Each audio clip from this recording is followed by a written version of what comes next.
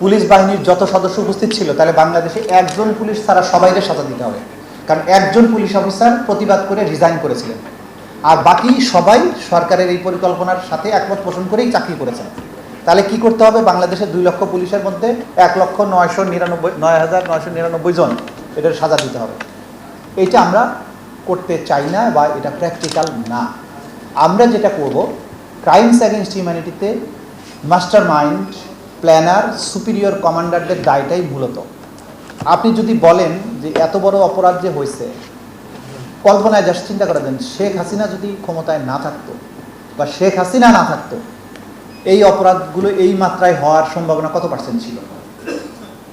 সুতরাং একজন ব্যক্তির সাজাও যদি নিশ্চিত করেন, তাহলেও কিন্তু এই হাজারো হত্যাকাণ্ডের বিচারের মেজরিটি অংশ বিচার করে ফেলা যায়।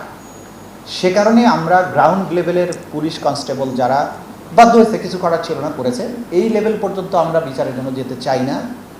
টপ কমান্ডার্স, রাষ্ট্রের যাদের কারণে রাষ্ট্রটা এমন হয়েছে, তাদের বিচারটা আমরা করতে চাই।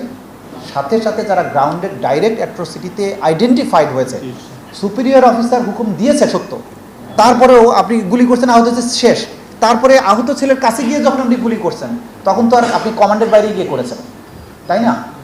এই যে কাহিনীগুলো, এবং লাশের মধ্যে আগুন দিয়ে দাও, এটা তো সুপিরিয়র কমান্ডার তারা বলেনি।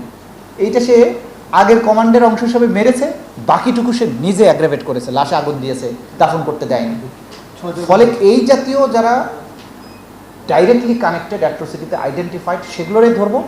আর প্রধানত যার কারণে অপরাধ হয়েছে, যারা এটা ডিজাইন করেছে, যারা প্ল্যান করেছে, নির্দেশ দিয়েছে এবং এগুলোর জন্য যাবতীয় ফ্যাসিলিটি দিয়েছে, তাদের বিচার আগে হবে। সে কারণে আপনারা দেখলেন Sierra Leone, Rwanda, Bosnia, ICTY অর্থাৎ ফর্মার ইউগোস্লাভিয়ার যে ট্রাইব্যুনাল, কেন 10 জন 12 জন কেন? কারণ হয়েছে এটা যে ওইখানে কিন্তু আপনি এইভাবে যদি সমস্ত সোলজারের বিচার করেন, লাখ লাখ সোলজারের বিচার করা যায় না। ওখানে টপ কমান্ডার সবচেয়ে বেশি অ্যাট্রোসাস কাজ যারা করেছে, ওদেরই বিচার হয়েছে। এই ক্ষেত্রেও আমাদেরকে সেদিকেই যেতে হবে, তা না হলে আপনি কখনো একটা রাষ্ট্রকে স্টেবল জায়গায় নিতে পারবেন না। সাউথ আফ্রিকাতে ট্রুথ অ্যান্ড রিকনসিলিয়েশন কমিশন হয়েছিল, নেলসন ম্যান্ডেলা যখন ফিরে আসেন, ক্ষমতায় আসেন, তখন এটার প্রধান করা হয়েছিল ডেসমন্ড টুটুকে। টুটু নোবেল বিজয়ী ছিলেন, কারণ সাদা কালোর এই সংঘাতে এত মানুষ মারা গিয়েছিল। প্রত্যেকটা বিচার করলে, আমরা যদি বিচার করি, তাহলে বাংলাদেশে পুলিশ বাহিনীর সদস্যও যেমন থাকবে না, আবার সঠিক মাত্রার বিচার করলে বিভিন্ন বাহিনীতে সিনিয়র জেনারেলের সংখ্যাও কিন্তু থাকবে না, শূন্য হয়ে যাওয়ার সম্ভাবনা আছে। তো সেটা তো আমরা সবাই চাই না। আমরা চাই যাদের কারণে এটা হয়েছে, যারা মাস্টার মাইন্ড এবং যারা একেবারেই সরাসরি সম্পৃক্ত, এদেরকেই বিচার করতে, এবং এই বিচারটা একটা লেভেলে গিয়ে আমাদেরকে শেষ করতে হবে। তা নাহলে এটা কিন্তু অনন্তকাল ধরে চলা যদি বিচার হয়, একটা রাষ্ট্র আর রাষ্ট্র হিসেবেই আর ধরে রাখা যাবে না।